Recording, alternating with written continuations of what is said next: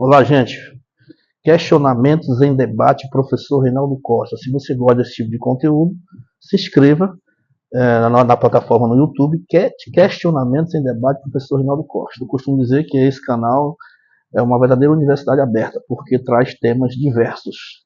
Temas ligados à sociologia, à filosofia, à história, à geografia e atualidades também. Certo? Então vamos para o nosso conteúdo de hoje. Gente, eu já falei aqui, trouxe várias discussões sobre o tema globalização.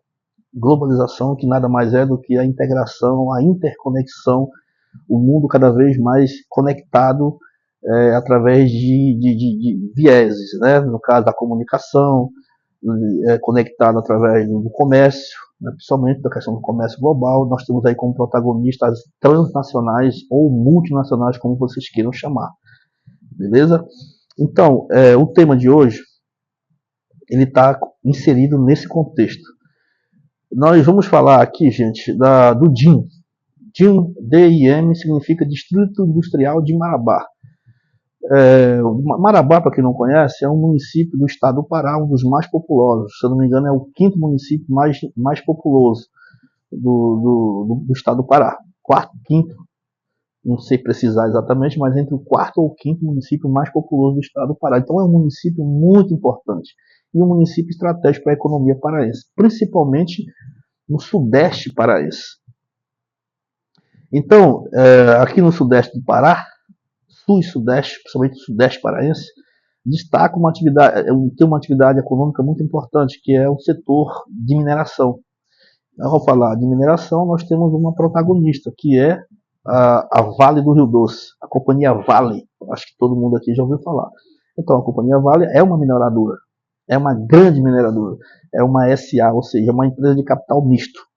Ou seja, quem é proprietário da Vale é o capital privado, a iniciativa privada, com interferência do governo também. Então, não é uma empresa só estatal, mas também não é uma empresa puramente 100% privada. Nós chamamos isso de SA, é uma SA. Beleza, avançando. Então, comecei falando de Marabá. O que se destacou em Marabá durante um bom tempo foi a geração de empregos. E essa geração de empregos, a partir dos anos 2000, até basicamente 2009, 2010, foi as guzeiras. Nós temos uma atividade chamada a mineração, tendo como empresa protagonista a companhia Vale, conhecida anteriormente como Vale do Rio Doce, e paralelo a isso, tinha porque não tem mais, ok? As guzeiras, as indústrias siderúrgicas. Então, as indústrias siderúrgicas localizadas no município de Marabá, no seu auge funcionando, eram 13 ao todo, de 11 a 13. Chegou a ser 13 siderúrgicas trabalhando dia e noite, produzindo ferro gusa. Para quem não sabe o que é ferro gusa, gente, é a matéria-prima do aço. E vou ser bem didático com vocês. Para que serve o aço? Ué, não se constrói no mundo atual nada sem aço. Não se constrói ponte, não se constrói portos, não se constrói caminhões, não se constrói automóveis, não se constrói prédios, não se constrói praticamente quase nada de infraestrutura que não seja, que não tenha como base o aço. Então, o aço não é encontrado na natureza, o aço é produzido a partir do ferro gusa. E como é que se fabrica o ferro gusa? Através do minério de ferro. Aí o minério de ferro, sim, é encontrado na natureza. Então, graças à atividade minerometalúrgica,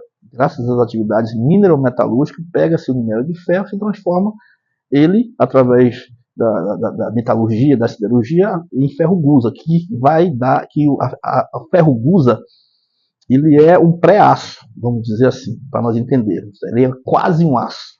Já não é mais um minério de ferro, ele já é um quase aço. É a matéria-prima do aço, beleza? Então, entendemos isso, vamos avançar.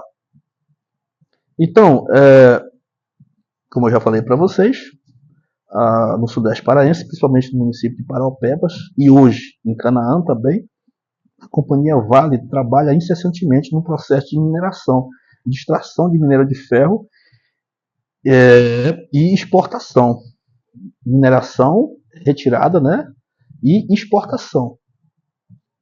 Durante os anos, final dos anos 90, início dos anos 2000 até 2009, 2010, Marabá também teve um protagonismo econômico, como eu já falei para vocês, atrelado às guzeiras, às indústrias siderúrgicas, que nós chamamos popularmente como guzeiras. E essas guzeiras eram muito importantes para a geração de emprego e economia dentro do município de Marabá.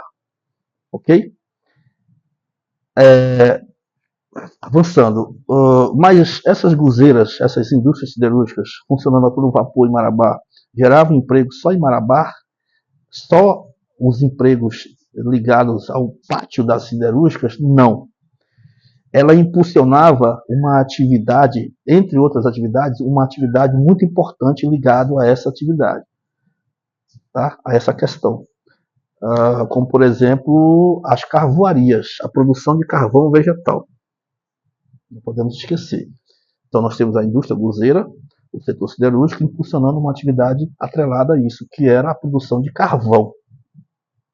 Então, quem produzia esses carvões? Os municípios adjacentes de Marabá. O próprio município de Marabá, nós tínhamos o município de Jacundá, Ipixuna, Goianésia, Tailândia, Breu Branco, enfim, todo o sudeste paraense e sul e sudeste paraense praticamente produziam carvão para abastecer essas indústrias, porque o carvão, gente, ele aquecia os fornos das siderúrgicas. Além de aquecer os fornos, ele é usado como matéria-prima no processo de transformação mineral do minério de ferro para a produção de ferro-gusa. Não podemos esquecer esse detalhe. Por isso, a produção de carvão foi tão impulsionada e foi tão valorizada durante esse período em que as guzeiras estiveram trabalhando 24 horas dentro do município de Marabá. Então, todos os municípios adjacentes começaram a produzir carvão. E como se produz carvão vegetal? Através da biomassa, da madeira. Outro ponto que nós vamos entender isso aí. A biomassa da madeira. Aí nesse quesito, como se dava a produção desse carvão? Através de resíduos das serrarias, a princípio. Depois que as serrarias, houve uma queda da atividade madeireira, e os resíduos começaram a ficar mais escassos, o que aconteceu? As pessoas atreladas a essa atividade começaram a usar a madeira nativa. Outro ponto importante, certo? Então, todo o carvão produzido e levado até Marabá, produzido nessa região e levado até Marabá, começou a ser produzido da maneira nativa. A princípio, como eu já falei para vocês, de rejeitos das serrarias, mas as serrarias terminaram suas atividades, sucumbiram, eles começaram a produzir de áreas desmatadas, através dos tocos, arrancando, cortando, derrubando aquela mata secundária e produzindo aquele rejeito e produzindo carvão e levando, continuando produzindo, porque o carvão atingiu um valor muito importante, atingiu um valor muito alto para a economia dessa região. Então o carvão começou a tomar corpo, né, de importância para abastecer as guzeiras. Depois, a atividade carvoeira, devido à sua importância e valorização, muitos comerciantes e empresários do antigo setor madeireiro começaram a canalizar seus investimentos no setor carvoeiro. Então começaram mais a pegar só rejeitos e tocos de área desmatada, começaram a desmatar a própria floresta para fazer carvão. Então aí isso gerou um outro problema. Qual era o problema? Qual o problema, gente? Os problemas ambientais. E isso vai de encontro e contra o discurso ambiental vigente, que é o discurso da preservação. Não deu outra. Tá?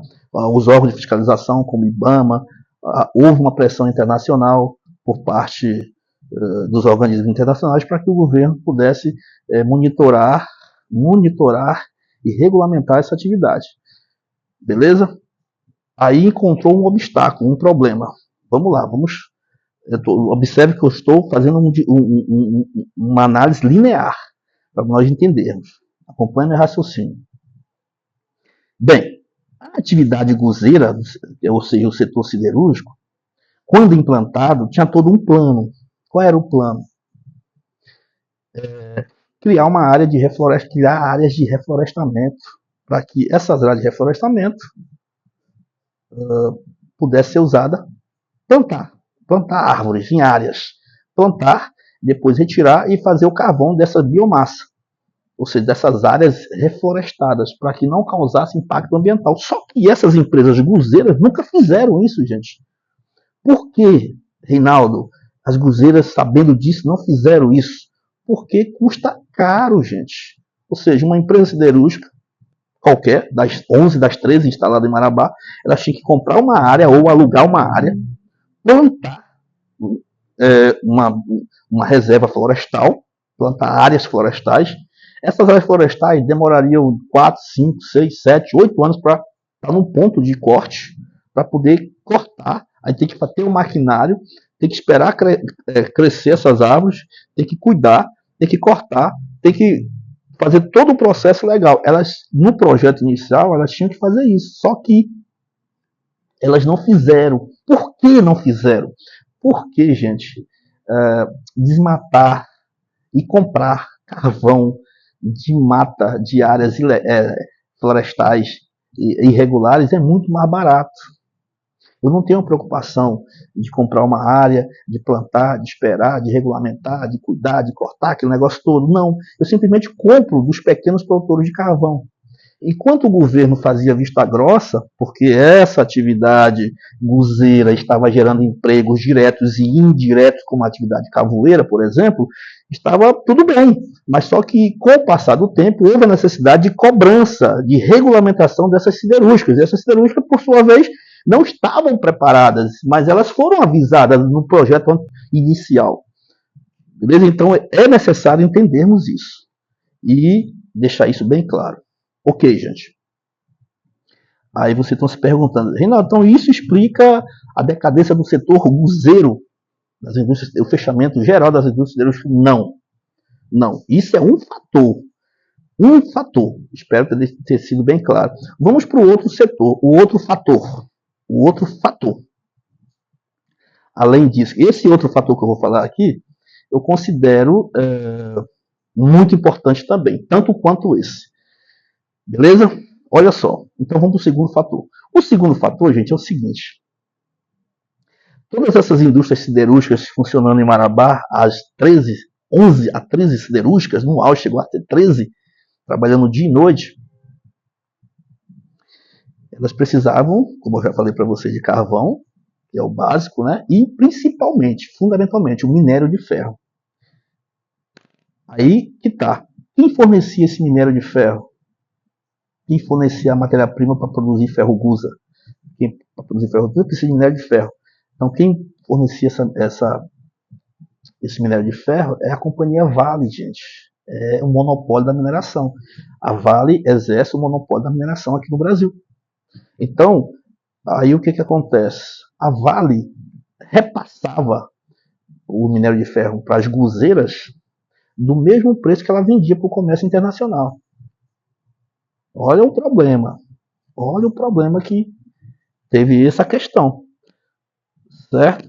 Então a Vale, tipo assim, vocês são siderúrgicos aqui de Marabá, do Brasil, então eu vou fazer um preço mais camarada. Não tinha isso. Por exemplo, ela vendia a $100 o $1.000 lá, 100, 200, 300 dólares para o mercado internacional a tonelada do minério de ferro, ela repassava para o mesmo valor para as indústrias siderúrgicas aqui de Marabá. E além dos encargos. Lembrando, fazendo um paralelo, teve um período, houve um boom das commodities, né? E o minério de ferro é uma commodity. Entre 2003, 2004 até basicamente 2005. Ele atingiu um patamar, o preço do minério de ferro atingiu um alto preço. O que acontece? As indústrias siderúrgicas, gente, elas sentiram o baque. Por quê? Porque, como já falei para vocês, a Vale vendia o minério de ferro pelo mesmo preço que ela vendia para o mercado internacional. Só que, olha o agravante, o ferro gusa não acompanhava a alta do dólar, porque todas essas commodities é do dólar. Ela é cotada em dólar. O minério de ferro estava todo vapor subindo. O ferro gusa, que era o produto final das guzeiras, não estava acompanhando toda essa alta. Outro problema que serviu para afundar as serviu para afundar as guzeiras aqui em Marabá. O preço do produto delas, além de ter o custo operacional e a não valorização do ferro gusa, da mesma forma que o minério de ferro estava sendo valorizado no mercado internacional, esse produto não tinha competitividade no mercado externo.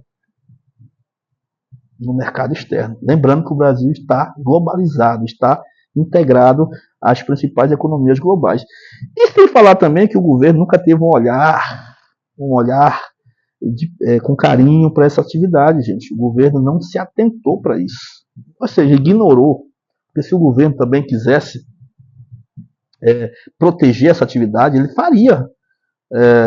Como ele faz, por exemplo, com os combustíveis, como foi feito em algumas vezes, né? Por exemplo, ele entra com valores para cobrir a alta, para manter essa atividade, gerando emprego, impulsionando a atividade, impulsionando a industrialização do Brasil. Só que o governo ignorou essas atividades aqui na região amazônica. Então eu falei 2 fatores.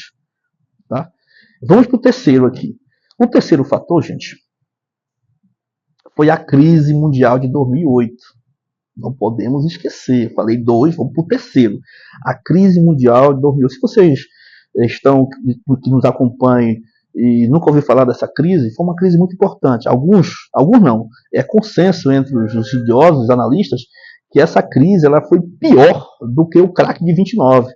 Porque o capitalismo teve 2 grandes crises. A de 1929, com a quebra da Bolsa de Nova York, e também teve a crise de 2008, a crise da subprime, né? A crise imobiliária, chamada crise de subprime, nos Estados Unidos. Eu não vou explicar detalhadamente essa crise imobiliária, mas eu vou fazer aqui um breve resumo, porque esse é conteúdo para outro vídeo e o nosso vídeo vai ficar muito extenso. Então, as crises do subprime, a crise imobiliária que aconteceu em 2008, resumidamente o que foi? Os bancos quebraram. Nós sabemos que nos Estados Unidos existe uma política de crédito muito grande e houve uma facilitação de crédito, até para as pessoas que não tinham emprego.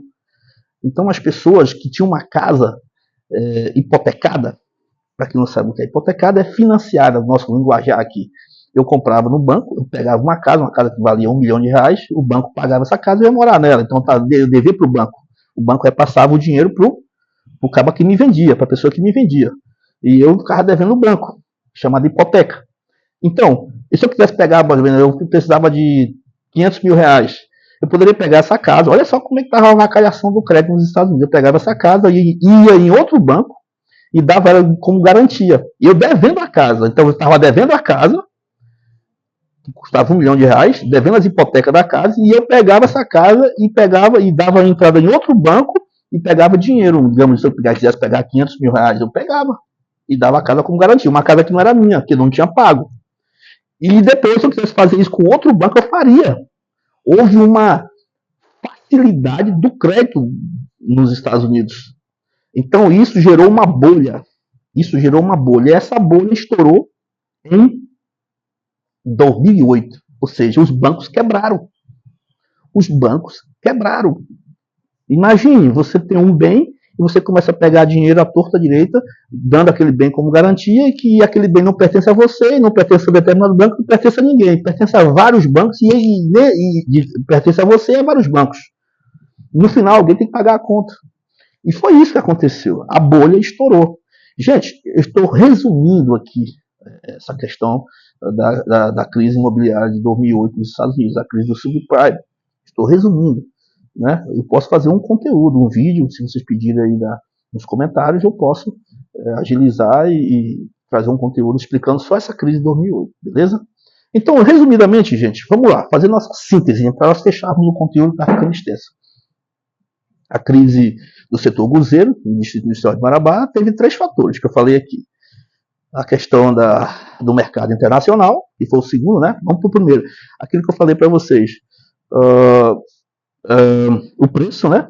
O preço do mercado, né? Que a Vale vendia, houve uma valorização das commodities, em detrimento da não valorização do ferro gusa no mercado internacional. Tá? Qualquer coisa é só voltar no nosso conteúdo e você vai entender melhor dizendo.